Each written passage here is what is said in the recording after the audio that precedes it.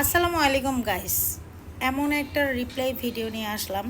হয়তো আমি না রিপ্লাই ভিডিওটা দিয়ে আমি পারলাম না, আমি খুব সহজে আসি না, ঠিক আছে। এইখানে সে কি লেখছে আমি বলি। ভাবি তোমার জামাই খুব ভালো মানুষ, ফয়সাল তার জীবনে এমন একটি বউ আসবে, ছি। আচ্ছা, আমার মধ্যে কি ছি এর দেখলেন? আমি হয়তো আমি যেমন আছি অনলাইনের মাধ্যমে সবাই আমায় চিনে জানে, আলহামদুলিল্লাহ, ঠিক আছে। আপনি হয়তো বা আমার কাছ থেকে দেখেন নাই, ঠিক আছে। আর ছি যে বললেন, ছিটা আমায় বুঝালেন। তো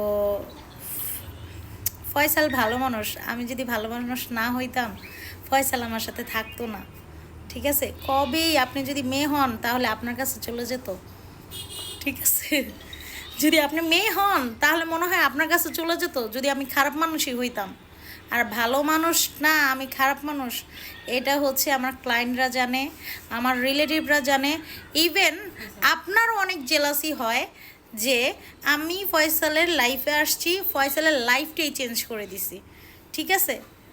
আমাকে ফয়সালের বউ নামে কেউ চিনে না, ঠিক আছে। সবাই এইটাই চিনে যে এটা মেঘলাপুর হাজব্যান্ড, হ্যাঁ, এটা মুবুর পাপা। আর আমার জন্যই তার লাইফে তার মেয়ে আসছে, তার জান্নাত আসছে, তার লাইফটা আমি চেঞ্জ করে দিছি। সে এখন অনেক হ্যাপি আছে। হয়তো অন্য জায়গায় থাকলে বা অন্য কাউকে বিয়ে করলে তেমন একটা হ্যাপি থাকতো না। তবে আমার মধ্যে যেই গুণটা আছে আর 10টা মেয়ের মধ্যে সেই গুণটা নাই, বা আমার মধ্যে যে মাইন্ড আছে তো অন্য 10টা মেয়ের মধ্যে ওই মাইন্ডটা নেই। কারণ কি, আমার মধ্যে কোনো হিংসা নাই, বিবাদ নাই, কোনো কিছু নাই।